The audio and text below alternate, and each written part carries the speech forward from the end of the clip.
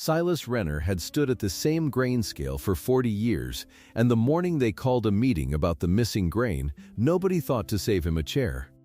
He came in through the side door like always, hung his coat on the third peg from the wall, and took his place at the back where the coats were. Every other man had a seat. The two farmers up from the South Road had seats. Harlan Voss had the good chair, the one with arms. And Silas stood by the wall with his hat in his hands, and he did not ask anybody to move over. He did not ask for a chair. That was the thing to understand about him. A younger man might have. A prouder man in the small way would have cleared his throat and looked around and made a little show of having nowhere to sit. Silas just stood and watched and waited, the way he had waited for 40 years to be handed the next thing to weigh. Young Del Pruitt was at the beam that morning, up on the platform where Silas used to stand. And Del had a voice that carried whether he meant it to or not. A dozen men on that floor. The boss. Two farmers who'd driven in through the cold. And Del said it loud enough for all of them, loud enough it bounced off the tin walls and came back. "No offense, old-timer," he said, "but a man who can't read the new dials sure can't tell you where the grain went." And the room half laughed. Not all of them. But enough. Enough that it counted as a laugh, and enough that Silas felt it land in the soft part under his ribs, where a man keeps the things he can't answer. He didn't answer the boy. He only looked at the scale.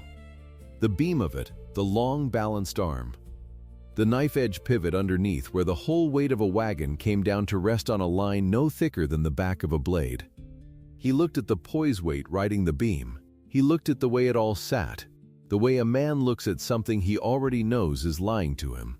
And he kept his mouth shut, and he put his eyes back down on the floor before anybody caught him looking. If you believe respect is earned in silence, this story is for you. I tell these stories about the ones the world talked over. And if that's the kind of story you're here for, do me a favor and hit subscribe and comment the town you're watching from. I want to see how far this one travels. Then stay with me, because this old man is going to teach that whole room something before we're done. And he's going to do it without raising his voice once. Now let me take you back to the beginning of it. Halbrook, Kansas, autumn of 1936. You have to understand what the dust had done by then.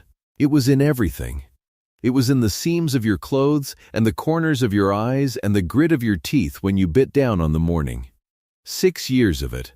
The kind of dry that made old men cry looking at photographs of how the wheat used to stand.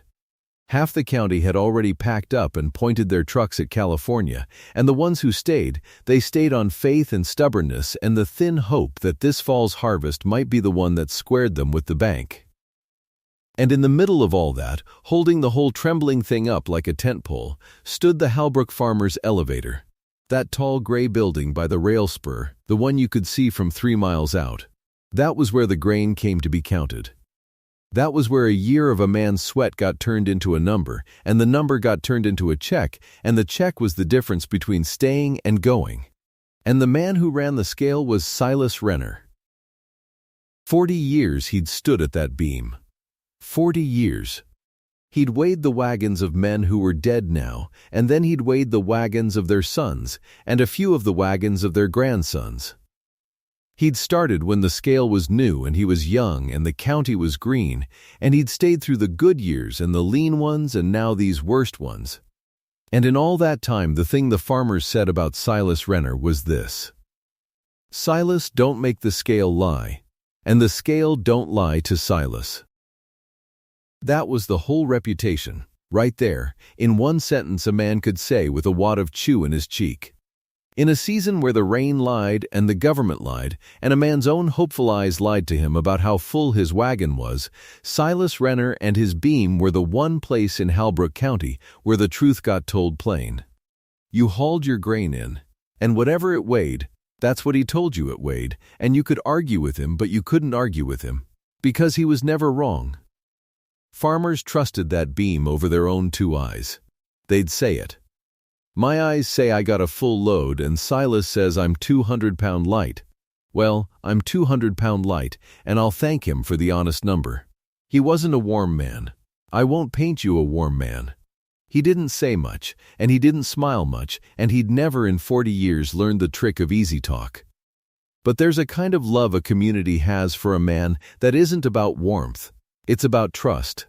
It's the love you have for the one fair thing in an unfair place.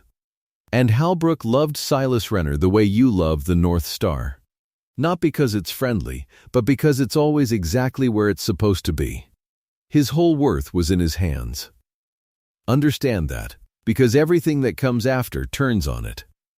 Silas Renner had never been good at much. Couldn't farm worth a lick. Couldn't preach, couldn't sell, couldn't sweet talk. But put him in front of that scale, and he was the best there was. And he knew it. And it was the only thing he knew about himself that he was proud of.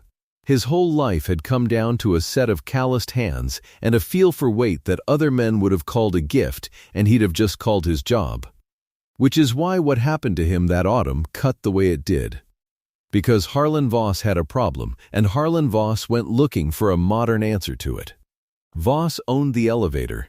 51 years old, big through the shoulders, a man who'd built the place up from a single crib to the tall gray tower it was now. And a man who was, that fall, quietly drowning.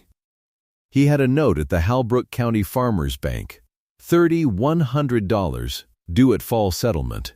In 1936 money that was a mountain. That was the elevator itself, wagered against one good harvest, and Voss knew that if he couldn't square that note when the bankman came calling, they'd padlock his doors, and it wouldn't just be him that went under. Every farmer who'd stored grain in his cribs, every check the county was waiting on, all of it ran through Voss's books. And if the elevator went down, it took the harvest money with it. So Voss was scared. And scared men reach for shiny things. Somebody, a salesman, most likely, one of those slick fellows who worked the rail towns, had sold Harlan Voss on the idea of the future. A new scale head. Not the old balance beam with its poise weight and its knife edge and its need for a man who could read it by feel. No, a modern dial face scale, with a big round face and a needle, so any fool could walk up and read the number right off it like a clock. No skill required. No 40 years required. Just numbers, clean and modern and printed in black. And to run it, Voss brought in Del Pruitt. 23 years old. Quick, loud, ambitious in the hungry way. Del could read the dial and Del could talk, and Del had a way of making the old ways sound like a joke that everybody was finally allowed to laugh at. Voss looked at the dust and the debt and the banknote. And he looked at his old Weighmaster with the slow hands and the slower mouth, and he made the calculation that scared men make. He decided that new meant better. He decided that a needle on a dial was more trustworthy than the feel in an old man's fingers. And so, without ever quite saying it out loud, they moved Silas. Off the beam, off the platform where he'd stood for 4 decades. They didn't fire him. Voss didn't have that in him, not quite. And there'd have been talk in the county. They just found him other things to do. Sweep the floor. See to the coats. Keep the office stove fed. Little jobs. The jobs you give a man when you want him gone but you can't bring yourself to say so. They took the scale away from him and handed it to the boy, and they put a broom in his hands instead, and Silas Renner said nothing. Nothing. That was his blind spot, and it's going to hurt to watch, so I'll name it now. Silas had pride, but it was pride of the wrong kind. It was the pride that will not volunteer. He believed, bone deep, 40 years deep, that a man's worth spoke for itself. That if you did the thing right, and did it long enough, you didn't have to say a word in your own defense. Because the work said it for you. He would not raise his hand. He would not say, I see what's happening, and it's a mistake. He would wait to be asked. He had always waited to be asked. And the terrible thing, the thing this whole story turns on, is that a man can wait to be asked right up until the day nobody ever asks him again. There was a moment, that first week, that I want you to hold on to. Because they'll try to throw it away, and I don't want you to let them. It was in the office, a few of the men standing around the stove, and one of the old farmers, Emmett Cole, must have been near 80. A man who'd been hauling to that elevator since before Voss owned it. Emmett watched them fussing over the new dial, and he got a look on his face. And he said, to nobody in particular, half under his breath, "You know Silas caught a half-bushel error blindfolded once. Back in 21. On a bet. Fella from the county office weighed out a load, and Silas told him he was a half-bushel off with a feed sack over his own head. And he was right, and the county man liked to fell over.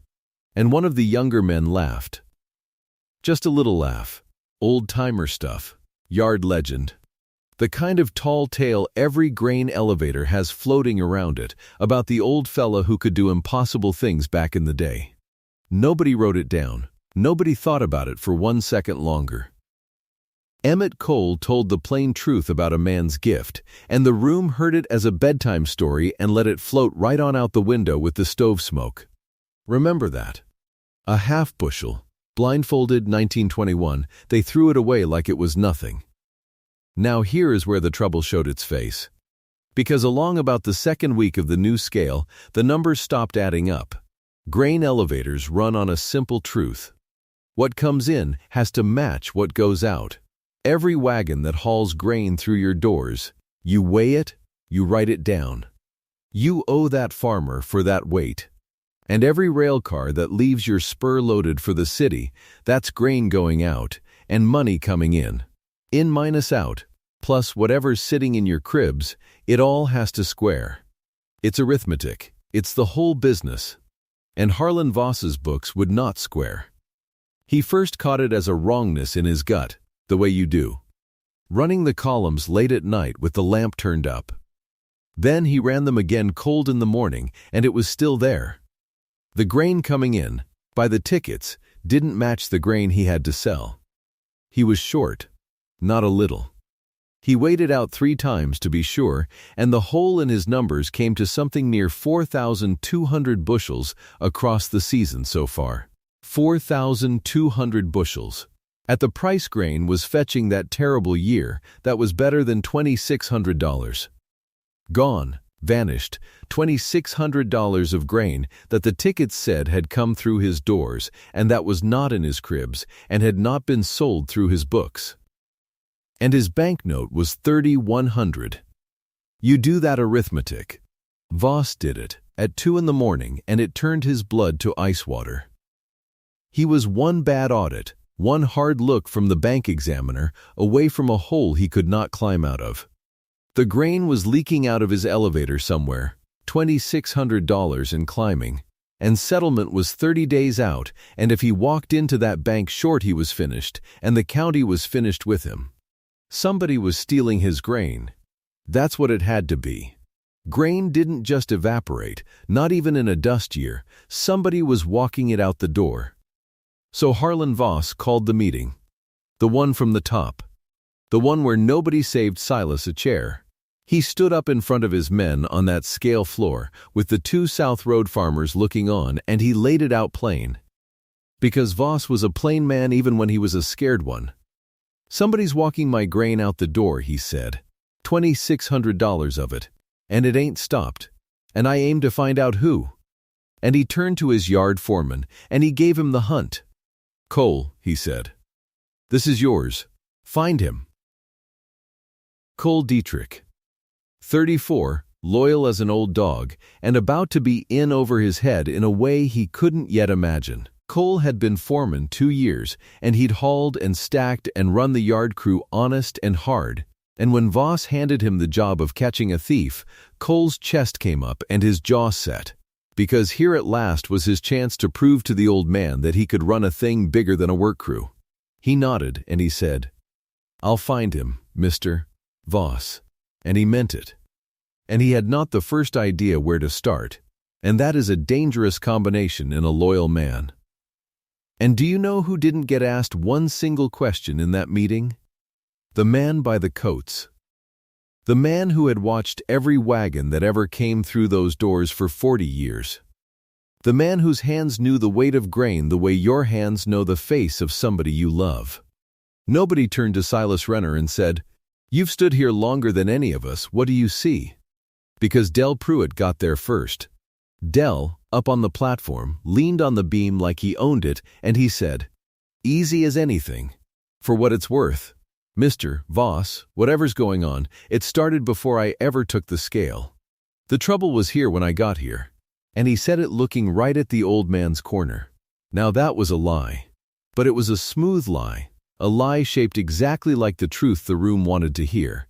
And it landed soft, and it stuck. It moved the shadow of suspicion off the new boy, and it drifted it, just a little, just enough, toward the old one. And nobody caught it. Cole wrote it down in his head as a fact. And Silas heard the boy blame the trouble on the years before him. Heard it hang there over his own 40 years. And he said nothing, because he was waiting to be asked, and nobody asked. The meeting broke up. The men went back to work. And the hunt for the grain thief began, everywhere in that elevator except the one place the grain was actually being stolen. Let me show you what it cost, this hunt looking in the wrong direction. Let me show you Tom Buckley. Tom was young, 26, married 2 years, with a baby coming and a mortgage on a quarter section that his daddy had left him and that Tom was bound and determined not to lose. Everything Tom Buckley had rode on that fall's harvest. He'd nursed his wheat through the dust on prayer and borrowed seed, and he'd brought in a crop. Not a big one.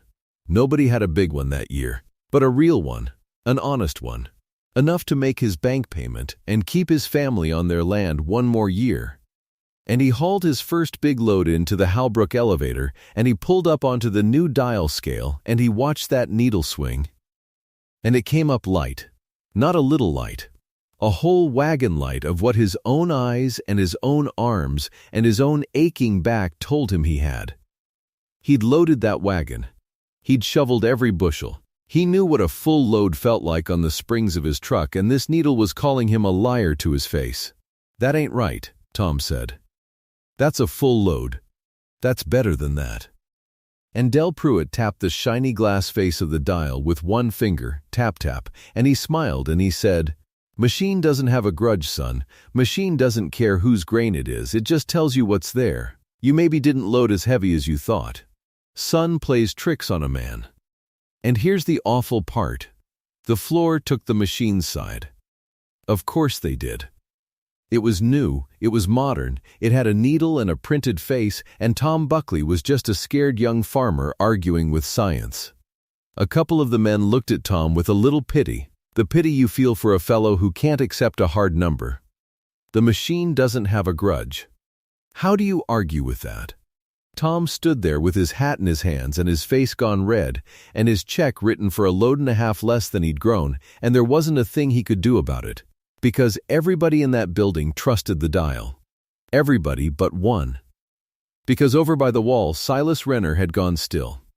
Stiller than his usual still. He was watching the beam under that dial. The old balance mechanism was still under there. The new head just sat on top of the same knife edge and poised the old scale always had, and he watched the way it settled when Tom's wagon came off it, and his jaw went tight.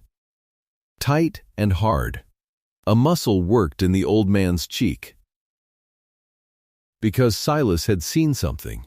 In the way that beam had dropped and settled, in the poise of it, he had seen something that the shiny dial had hidden from every other eye in the room. He knew right then, in his gut and his hands, that Tom Buckley's grain was not light. He knew the reading was light, which is a different thing entirely, a thing that made all the difference in the world. And did he say it? Did he cross that floor and put his old thumb on that beam and say, "This boy's telling the truth, and I can prove it"? No, he did not. He watched a young man get robbed in the open, and he clamped his jaw, and he waited to be asked. Because that was Silas. And nobody asked. But hold on to Tom Buckley. Because his farm is in this. His baby is in this. That mortgage is a clock, and it's ticking, and before we're done, that young man is going to owe an old man a debt he can never fully pay. Now the days went by, and Cole Dietrich hunted his thief, and I want you to watch him hunt. Because it's a sad and honest thing, A good man looking in every wrong direction with all his heart. The first place Cole's mind went was the night crew. Made sense, didn't it? Grain going out the door, well, who's at the elevator when nobody's watching?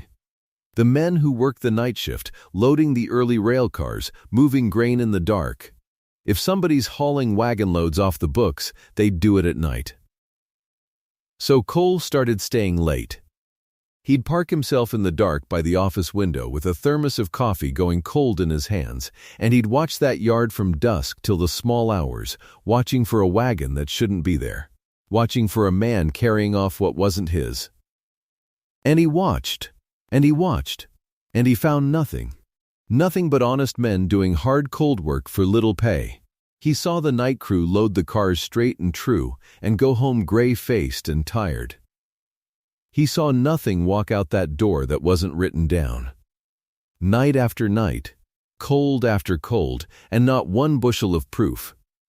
And all the while the deadline pulled tighter, and Harlan Voss got shorter in the temper, and the hole in the book stayed exactly where it was, growing a little with every week. And Voss snapped at Cole, "Well, you find my thief yet, or you just drinking my coffee in the dark?" And Cole had nothing to say, because he'd looked where a reasonable man looks, and the thief was not there. The thief was never going to be there, because the thief wasn't a man carrying grain out the door. But Cole didn't know that, and Cole couldn't know that, because Cole was looking for a criminal, and the crime wasn't in the yard, the crime was in the reading. And the only person in Halbrook County who could see it was sweeping the floor and keeping his mouth shut. Let me show you the old man's hands now. Just for the audience. Nobody in the story sees this, that's the ache of it, but you're going to see it. So you understand what they were throwing away. There was a farmer came in one gray afternoon, pulled his wagon up toward the scale, and before that wagon ever rolled onto the platform, before the dial ever swung, Silas, sweeping near the door, glanced at the way the truck sat on its springs and the way the hitch rode, and he said, quiet, to nobody, just to himself, "He's off. Wagon's riding light on the near side. Grain's shifted, or he's shy about 80 pound. And then the wagon weighed, and the number came up, and if anybody had been listening to the old sweeper by the door, they'd have heard him be right. To the pound. From across the room. By the tilt of a truck on its springs. Another time, end of a day, the floor empty, Silas stopped by the cold scale. Just stopped. And he laid 2 fingers on the beam, light, the way you'd lay 2 fingers on the wrist of a sleeping child to feel the pulse. And he stood there a long moment with his eyes half closed, feeling something come up through his fingertips that no dial could ever show. And he murmured, so low it barely stirred the dust, settling a hair proud. Riding light. And then he took his fingers off the beam, and he picked up his broom, and he went back to sweeping, and he told not one living soul what his hands had just told him. Riding light. Settling a hair proud. He felt it. Weeks before anybody would ask him a single question, the old man's hands had already found the shape of the lie. He just wouldn't say it unless he was asked. And the not saying is going to get worse before it gets better, because the wrong direction Cole was hunting in was about to swing around and point at the innocent. Because the night crew turned up nothing. And a hunting man who finds nothing doesn't stop hunting. He just turns and looks somewhere new, and the next place Cole Dietrich turned to look was the farmers themselves. And that was where the whole county started to crack. Cole Dietrich was not a stupid man. That was the particular cruelty of the thing. A stupid man blunders and the damage is obvious and local. A smart man who is wrong covers ground, and the damage spreads, and by the time you see it clearly, the ground is already gone. He went to Voss on a Tuesday morning with a yellow legal pad and a face that said he'd been up since 4. He spread the pad on the desk and he tapped it once. 6 names. 6 farmers. Cole had gone back through the grain in records for the whole of September and October, and he'd found what he thought was a pattern. Loads that came in slightly over what a man's acreage should honestly yield. The kind of over that, if a man were watering his grain or counting twice, would show up just that way. Voss looked at the pad a long time. Then he said, "You're sure?" Cole said, "It's in the numbers." It was not in the numbers. The numbers were what the shim had made them, which is to say the numbers were wrong in two directions at once. The shim made honest grain red light on the way in, so any farmer who genuinely got a fair yield looked, on paper, like he'd hauled in more than he should have grown. The irregularity was real. Its meaning was backward. Cole had found the correct shape in the data and read it perfectly wrong. He started with Walt Garvey, whose North 40 had yielded strong 2 years running. Walt was 61 years old and had never taken a false dime in his life, and he stood in the elevator office while Cole laid the accusation out with the gentleness a man uses when he's certain he's right and trying to be decent about it. Walt listened.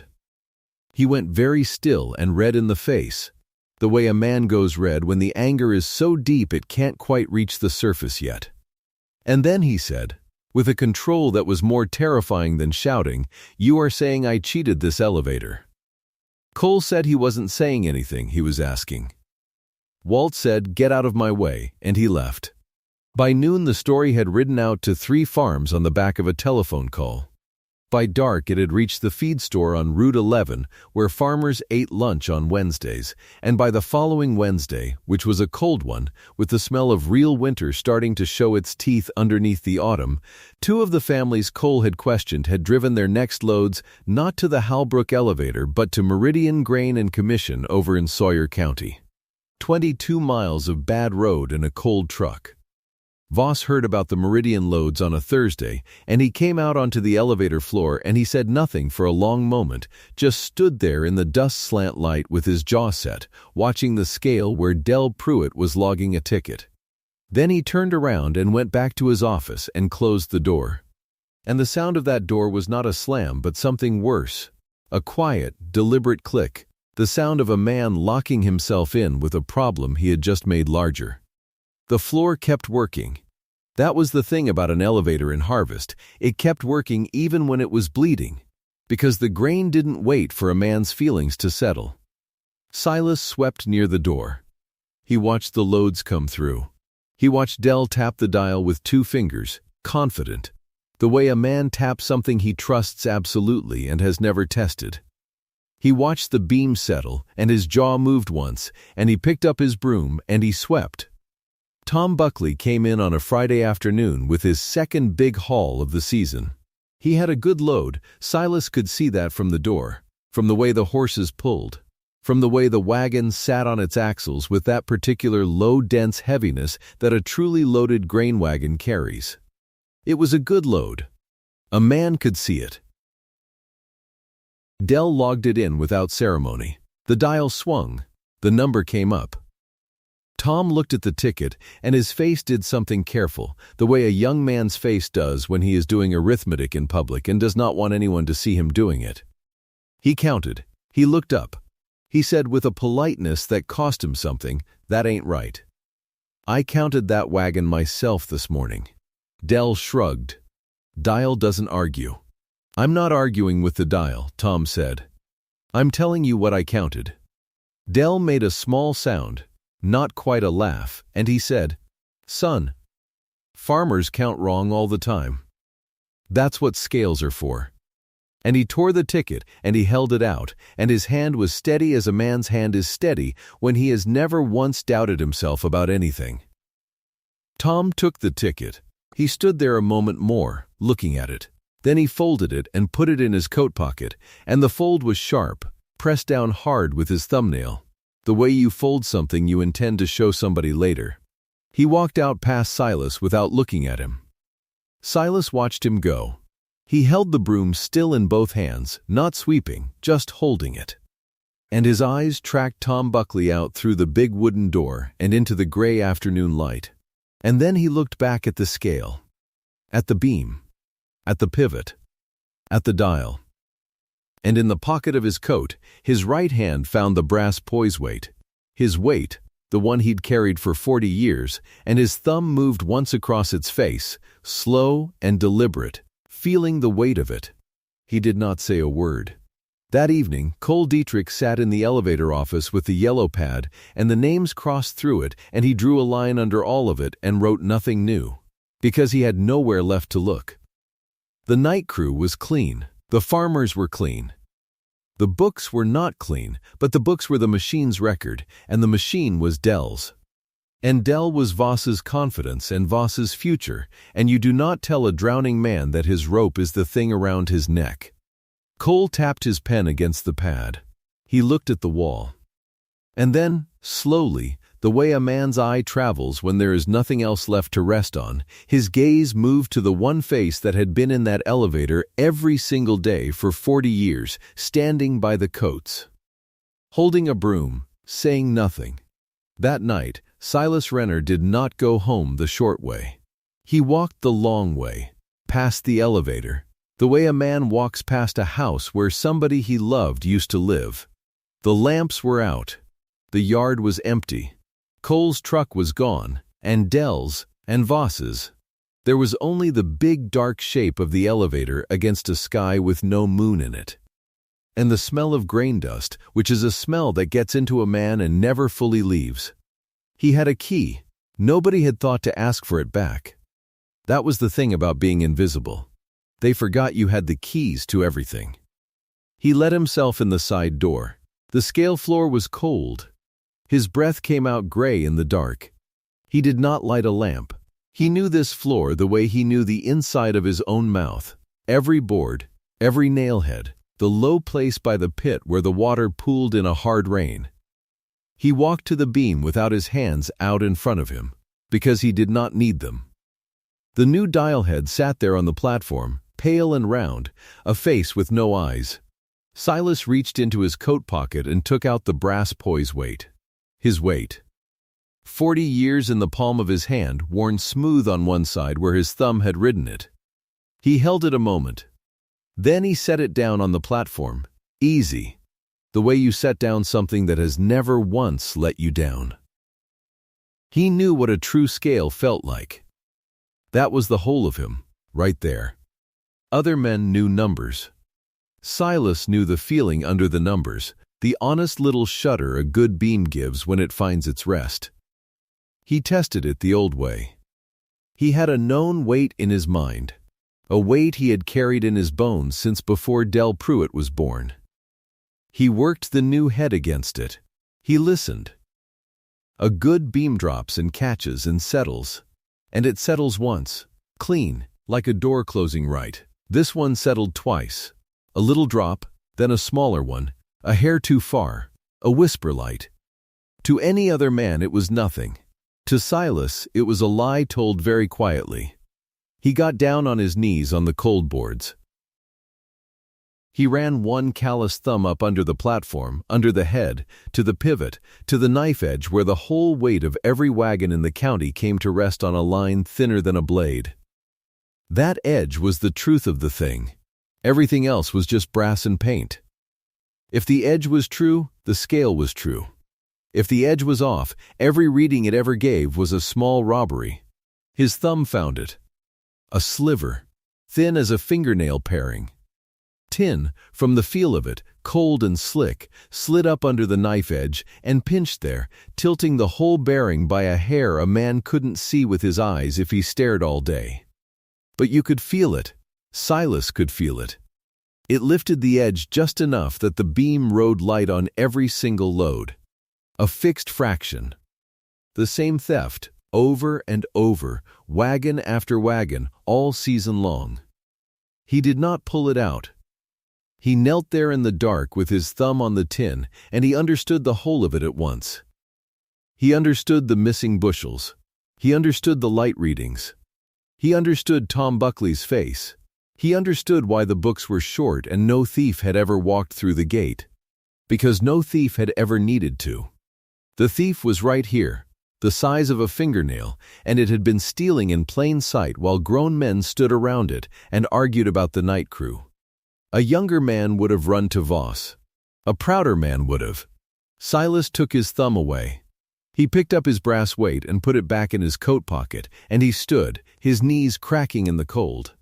He sat down on the edge of the platform in the dark, next to the machine that had been taught to lie, and he was quiet for a long time. Ask me, he thought. That was all. Just ask me. He had given this county 40 honest years. He would not push it on them now like a peddler. That was his pride, and it was the wrong kind, and some old part of him knew it even then. But a man is who he is at 68. He put the key back in his pocket, and he went home, and he told no one. The days after that got worse, the way days do when the wrong men are looking for the wrong thing. Cole Dietrich had run clean out of places to look. He had watched the night crew freeze in the dark for nothing. He had turned on the farmers and made half the county hate the elevator for it. Now he sat with his yellow pad and the 6 crossed-out names, and he did the thing a cornered man does. He stopped looking for the truth and started looking for somebody to hand Voss. And there was one man whose hands had been on that scale forever. He's slow, Del Pruitt said, easy, leaning on the counter with that smile of his. He's bitter. You seen how he looks at the beam. Man spends 40 years owning a thing, and then it gets took from him. Don't you think that eats at a fella? Who else even knows that old pit? Who else could work it quiet? Cole didn't answer right off, but he wrote something down. Silas saw him write it, from over by the coats. He couldn't read the words. He didn't need to. He knew the shape of a man deciding to blame you. He was here every night before I come, Del went on. Ask anybody. Grain went missing on his watch, not mine. I keep saying that. That was the lie. The whole floor had swallowed it once already, and now it fed them a second time, sweet and easy to chew. Voss listened to it with his jaw tight. He didn't like it. Some old thread of him didn't like it at all. But the note was on his desk, and the note was $3,100 due at fall settlement, and a man who is drowning does not ask hard questions about the rope somebody throws him. He needed a thief. Here was a thief being offered up, quiet, near, and easy. A man with no wife and no sons and nobody to raise a fuss. He never took a nickel in his life, Voss said, but he said it low, and he said it to the desk, not to the room. Times change, Del said. Silas swept the floor. He carried the coats. He said nothing, because nobody asked him anything, and he had built his whole self on that one hard rule. Then the bank moved. It came on a Tuesday, in a plain envelope, and it changed everything. Somebody had told the Halbrook County Farmers Bank that there was a theft investigation running at the elevator. Word travels in a small county. And a bank that hears the word theft about a place it holds a $3,100 note against does not wait for the harvest to come in slow. It moves the settlement up. It calls the meeting early. It wants its money, and it wants to see the books, and it wants all of this to happen in days, not weeks. Voss read the letter twice and went the color of the paper. If he could not explain the missing 4,200 bushels by the settlement meeting, the bank would call the note. The elevator would close. And when the elevator closed, every harvest check the county was owed would close with it. Because the money to cover them lived in the same building as the debt. A whole autumn of work, gone, not just Voss's. Everybody's. He had to hand the bank a thief. That was the plain arithmetic of it. A thief closed the story. A thief they could all agree on let the doors stay open. So the settlement floor meeting was set. And it was set for the same wide wooden room where Del had told Silas to sit down before he hurt himself. The same benches, the same men. The county came in from the cold with their hats in their hands, and they filled the room, and there was a bank examiner there in a gray suit with a leather case, a careful man named Nobody Bothered to Learn. Silas stood at the back by the coats where they had put him. Voss stood up front by the scale and told the room the elevator was short. He told them the figure, 4,200 bushels, near $2,600 against a note of $3,100. He said it plain because there was no soft way to say it. The room went very still. Men who had grain owed to them did the fast arithmetic of ruin. Then Cole Dietrich stood up. You could see it cost him. He was not a bad man. He was a loyal man out past the edge of what he understood, and he had run out of every honest road, and this was the only one left that kept the doors open. He looked at his boots, and then he looked at the room and he said it. "We think we know who's been working the grain out," Cole said. "Somebody who's had the run of this place for 40 years. Somebody who knows that pit and that beam better than any man alive. Somebody who had every reason to be sore about how things went." He didn't say the name. He didn't have to. Every eye in the room slid to the back wall, to the old man by the coats. That's a lie. It was Tom Buckley, on his feet, red to the ears. 26 years old, a baby coming. A farm on the edge of foreclosure over checks that had come up light, and he stood up alone in that whole room for the man everybody else had already convicted. "That man told me my grain wasn't light," Tom said, his voice cracking. "He told me it was the reading that was light. He didn't have to say a word to me. Nobody's asking why he'd warn me about a theft he's the one running.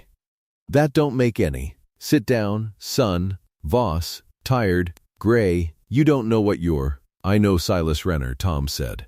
"That's what I know." But they shouted him down. That is the ugly truth of rooms like that. One young voice against a whole county's fear does not carry. They needed a thief, and here was a thief, old and silent and easy. And Tom Buckley sat back down with his fists shaking on his knees because there was nothing else he could do. Del Pruitt smiled at the floor. And Silas Renner, who had waited 40 years to be asked, was finally asked, not as the master, as the accused. "Well, old man?" Cole said. It came out harder than he meant it. "You got anything to say?" The room turned to look at him. Silas set the broom against the wall. He did it slow. He took his time, because a man who has been silent for 40 years does not hurry the one moment he finally gets. He walked up the middle of the room, between the benches, past the faces that had laughed at him, past Tom Buckley, past Cole. And he did not look at Del Pruitt at all, which somehow was worse than if he had. He stopped at the scale. "I got nothing to say," Silas said. His voice was rough from not being used. "I got something to show." He turned to the bank examiner in the gray suit. "You carry a test weight," Silas said. "It wasn't a question. A certified one. Sealed. For your audits. You'd have brought it to a settlement." The examiner blinked. Then he reached into his leather case and brought out a squat iron cylinder with a lead seal on it, the bank's own weight, checked against the state standard. A weight that could not lie because the law itself stood behind it. He set it on the counter. "It's certified to the county standard," the examiner said. 50 pounds. "True, 50 pounds, Silas said. "True." He picked it up. His hands were steady, 40 years of steady, and they did not fail him now, in front of all of them. He set the certified weight square on the platform of the new dial face scale, the modern one, the one Voss had bought to replace him. The dial swung. It settled.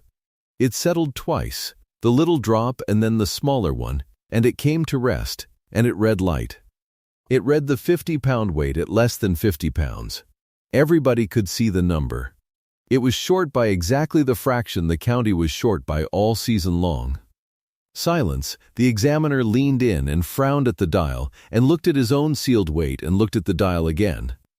"That weight is certified," he said. "Quiet, the weight's telling the truth," Silas said. "The scale ain't." Then he did the thing they would talk about in that county for the rest of their lives. He tipped the head. He got his thumb up under it, up to the pivot, the way he had in the dark 2 nights before, and this time the whole room watched.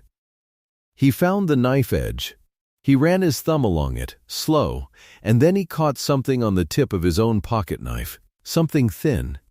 Something that flashed once in the dustlight coming down through the high windows. He held it up, a sliver of tin, no bigger than a fingernail paring. It sat there on the blade of his knife in front of the whole county, and it was such a small thing, such a nothing little thing, that for a second nobody understood how it could have cost them $2,600 and a young man's farm. Somebody shimmed the knife edge, Silas said. Right here. Slid this up under the bearing where the whole load rides. Tips it a hair. You can't see a hair. Your eyes won't catch it. Your dial won't tell you. It just rides light. Every load, all season, the same little bit, over and over. A gasp went through the benches. You could hear it, one long breath let out by 100 people at once. Silas set the shim on the counter next to the certified weight. Then he crouched and reset the knife edge, seated it clean and true with the flat of his thumb, the way he had seated it 10,000 times when the scale was his. He stood. He picked up the 50-pound certified weight again, and he set it back on the platform. The beam dropped. It caught. It settled. Once, clean, like a door closing right. And it read 50 pounds. Dead true. Certified iron on an honest bearing, and the number was the number, exact, the way it should have been all along. The room turned. You could feel it turn, the whole weight of 100 people's belief swinging over like a beam finding its rest. From the old fool by the coats to the only man in the building who had ever known what he was looking at. Silas Renner straightened up. He looked at all of them. He had not said 50 words together in 6 months, and now he said the longest thing anybody in Halbrook ever heard him say. This scale told the truth its whole life, Silas said. Somebody taught it to lie this summer. And it ain't hard to teach a machine to steal. You just gotta know one thing about it. He looked at the dial, pale and round, a face with no eyes. It don't feel the shame. A man knows when he's short-changing his neighbor. He's got to look at it every night. A machine don't. So you shim the edge and you let the machine do the lying for you, and you sleep just fine. Because it wasn't you. It was the numbers. And numbers don't have a conscience. He did not point at Del Pruitt. He didn't have to. Not a soul in that room needed him to. The bank examiner picked up the shim off the counter with 2 fingers, the way you pick up something that has been proven to be a thief. He took the certified weight and he weighed it again on the trued scale, himself, not trusting anyone else's hands. And it came up dead true, and he set it down. He's right, the examiner said to the room, to Voss, in the flat voice of a man whose word the bank stood behind. This bearing was shimmed. Every load run over this scale this season read light by a fixed fraction. I can tell you the fraction to the ounce now that I've seen it. He looked at the ledger Voss had brought. He did some fast, terrible arithmetic in the margin, in pencil. In front of everyone. Your missing bushels were never carried out that gate. Nobody walked them off in the night. They were shorted off the farmers, one wagon at a time, right here at the beam. The difference got weighed as less than it was, and the real grain got sold off the books at the true weight to somebody paying cash and asking nothing. Meridian, Cole said, and his face had gone slack with understanding. The load's going to Meridian's yard. Finch, Aldous Finch, at the Meridian Commission, the examiner said, buying cheap and quiet 2 towns over. That's a matter for the county now, and it'll be looked at. But the theft wasn't out the door, Mr. Voss. The theft was in the reading. And whoever set that shim was standing at this beam every day it stole. Every eye went to Del Pruitt. Del had gone white, not pale. White. The white of a wall. The white of the dial he had worshipped. He pushed off the counter and put his hands up, that easy smile trying to come back onto his face and finding no place to sit. Hold on now, Del said. That old man had the keys. He was here nights. He just showed you he can do it. He just did it, didn't he? He just reached in there and pulled that thing right out. Who's to say he didn't? You said the trouble started before you got here, Silas said. Quiet, it landed like a stone in a still pond. You told that to this whole floor. Twice, but there weren't no trouble on this scale till they took the old beam out and put your head on. There weren't no short loads till June. I never touched this machine but to sweep the dust off it. You want to tell these men when the grain went light, Del? You go on and tell them. You told them once. Del's mouth opened. Nothing came out, because everyone in that room could count. The old scale, 40 years, no trouble. The new head, one summer, a fortune gone. And the boy who had stood at that new head every day, tapping the shiny dial, telling farmers the machine didn't have a grudge, telling the floor the theft came before his time. A man who lies to cover a thing has to know where the thing is buried. Weigh him, somebody said from the benches. A hard, dry voice. Put the certified weight on and let the true scale tell us if the boy's lying. It was a strange thing to say. A scale can't weigh a lie.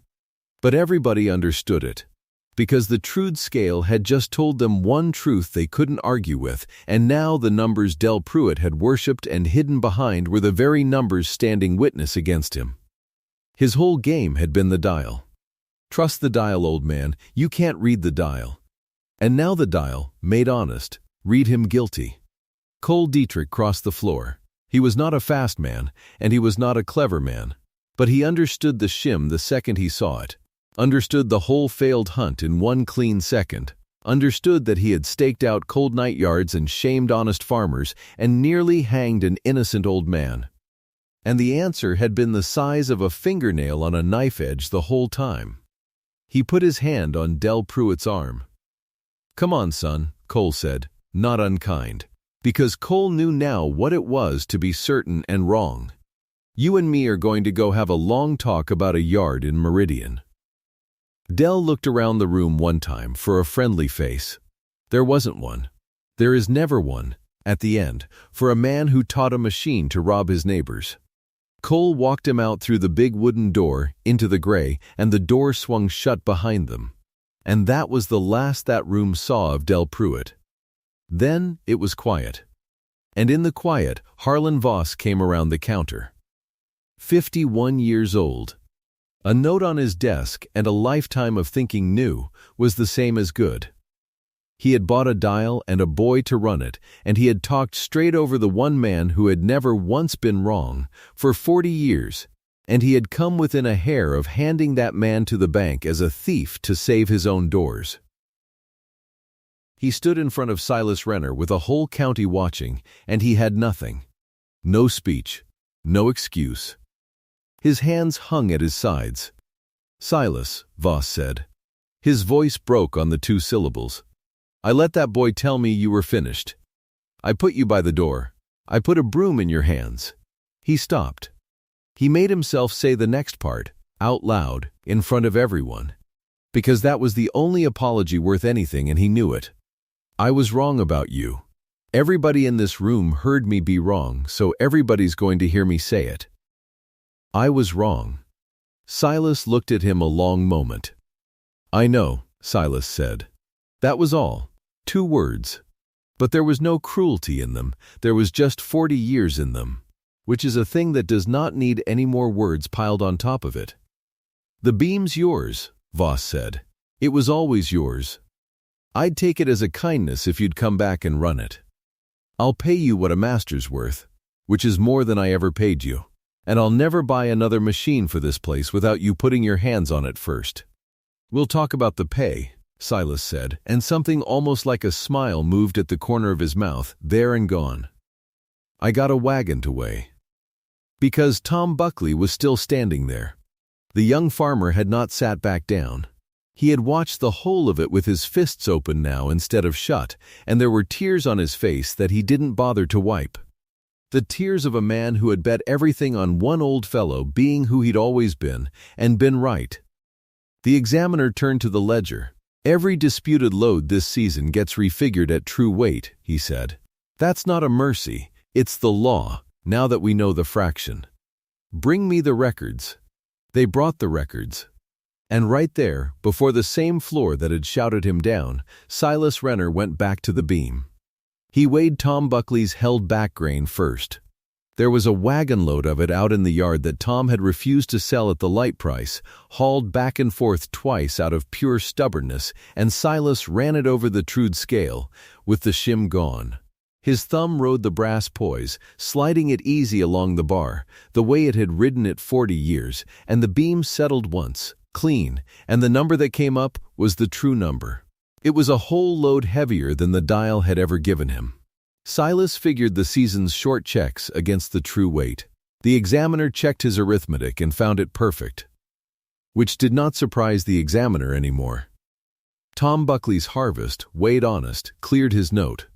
The foreclosure warning the bank had sent got pulled that same week. A young family kept its quarter section, and its baby got born in its own house over a thing the size of a fingernail lifted out on the tip of an old man's knife. Tom tried to say thank you. He got about half a word out. "Don't," Silas said, gentle, not looking up from the beam. "You stood up in that room when nobody else would. You and me are square, son. We've been square since then." The county's harvest money was sound. The banknote was met at true settlement, dollar for dollar, and the examiner in the gray suit signed the elevator's books clean and shut his leather case and tipped his hat to the old man at the scale on his way out, which is a thing bank examiners do not do. And somewhere in all of it, on one of the benches, a farmer said the thing out loud that everybody was thinking. It was said half in wonder and half in shame. Del Pruitt stood right there and told him a man who couldn't read the new dial couldn't tell where the grain went. The farmer shook his head. And it turned out the old-timer was the only man in the county who could read the one thing that dial was built to hide. Silas Renner didn't answer that. He reached over to the counter. He picked up his brass poise weight, the one he had carried for 40 years, worn smooth on one side by his own thumb. He looked at it a second in the dust light, and he put it in the pocket of his coat, where it belonged, and he went back to weighing grain. Settlement week ran into the first snow. It came the way it comes in Kansas, all at once and quiet. A gray afternoon that turned white by dark, and the county woke to a world with the edges softened. The dust that had been in the seams of everything all autumn was under snow now, put to bed. Silas got to the elevator before dawn. He always had. 40 years of getting there before dawn, and the 6 months they had him sweeping had not broken the habit. It had only made him ache to do it again. He let himself in with the key nobody had ever asked back. He lit the lamp. He stood at the beam in the cold with his breath fogging gray, and he set the certified test weight on the platform, alone, the way he did every morning now. First thing, to hear it settle true before he trusted it with another man's grain. The beam dropped. It caught. It settled once. Clean, dead true. He nodded to it, the way you nod to an old friend you've had a hard year with. Then the light came up gray in the high windows, and the farmers came. They came in from the snow with their wagons, and they lined up at the elevator. And one by one they did the thing that was worth more than any apology Voss could have made. They did not go to the dial. There was no dial anymore. The new head had gone out the door with Del Pruitt, and if anyone in Halbrook missed either of them, they kept it to themselves. The old balance beam was back on the platform, the knife edge and the poise, the honest iron of it. And the farmers lined up in the snow, and they asked, one after another, for Silas to weigh. "Silas, you want to run mine over? Silas, come read this for me." "Wait for Silas." "I'll wait." It was not a parade. Nobody carried him on their shoulders. That is not how it goes in a place like that, and it would have embarrassed him half to death if they'd tried. It was better than that. It was a whole county, in the snow, choosing to trust their year's work to one man's hands because they had learned the hard way what it cost them not to. Reverence, in a farming county, does not look like a salute. It looks like a line of men who will wait in the cold for the right fellow to weigh their grain. Old Emmett Cole was in that line, near 80 bent, the man who had said back at the start of all this that Silas once caught a half-bushel error blindfolded on a bet in 21, and had been laughed off as an old fool telling yard tales. He shuffled up to the beam and he watched Silas slide the brass poise with his thumb and read the true weight off the honest bar, and Emmett didn't say anything smart. He just looked around at the men who had laughed at his story, and he nodded. "Slow, told you," Emmett said. To nobody. To all of them. And this time nobody argued with the old man. Cole Dietrich came around now and then that winter. He never quite got over it, the hunt he'd run in every wrong direction, the men he'd shamed, the machine he'd never once looked at. He'd stand by the beam and watch Silas work and shake his head. "Right there the whole time," he said once, "size of a fingernail." "You were looking for a man," Silas said, sliding the poise. "That was your trouble. You figured a thief had to be a person. Sometimes it's just a little piece of tin, and the person's the one who put it there and let the tin take the blame." He read the weight. He marked the ticket. Machine's easy to blame. It don't talk back. That's exactly why a certain kind of man loves to hide behind one. Harlan Voss paid him a master's wage and made good on the other thing too. He never bought another piece of equipment for that elevator without walking it back to Silas first and saying, plain, in front of whoever was around, "Put your hands on this and tell me if it's honest." And Silas would. And whatever Silas said, that was that. Voss had learned the most expensive lesson a man can learn, which is that new is not the same as true, and that the fellow you've been talking over for 40 years might be the only one in the room who knows the difference.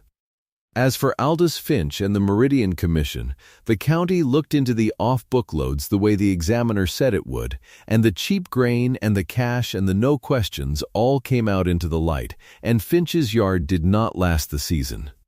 That is all that needs saying about him. He was a small man who bought from a smaller one, and when the shim came out on the tip of a knife, the whole quiet arrangement came apart, off in the next county, out of sight. Some falls you watch, some you only hear about later, which is the right amount of attention to give a man like that. The brass poise weight lived on the counter now, by the beam, where any farmer who wanted to could see it. Silas didn't carry it in his pocket anymore. He didn't need to. It sat out in the open, in the lamplight, 40 years of one man's hands worn smooth into a thing you could hold, back where it belonged, on the scale it had always served. Sometimes a young farmer, new to the county, would ask what the old worn weight was for, and an older one would tell him the whole story. The winter's Silas Renner lifted a fortune off a knife edge in front of the whole town, and the young one would look at the plain brass thing on the counter a little differently after that. Silas Renner worked that beam until his hands finally gave out, and that was a good long while yet. And if you had asked him, on one of those cold, true mornings, breath fogging, the beam settling clean, what the whole thing had taught him, he'd probably not have answered you at all. He wasn't a man for speeches, and he'd already given the only long one of his life, standing at that scale with a sliver of tin on his knife. But it comes down to something small, the way the theft came down to something small.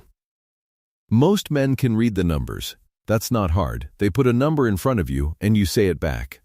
But every so often, if a county is lucky, there's a man who can feel it when the numbers start to lie. Who knows the honest little shudder a true beam gives, and knows the ugly double settle of a false one, and won't be talked out of what his own hands are telling him, not by a shiny dial, not by a loud young fellow, not by a whole room that's decided it already knows. That man is worth keeping, even when he's quiet. Especially when he's quiet. Maybe more than that. Maybe the quiet ones are the ones you ought to ask first. Comment the town you're watching from.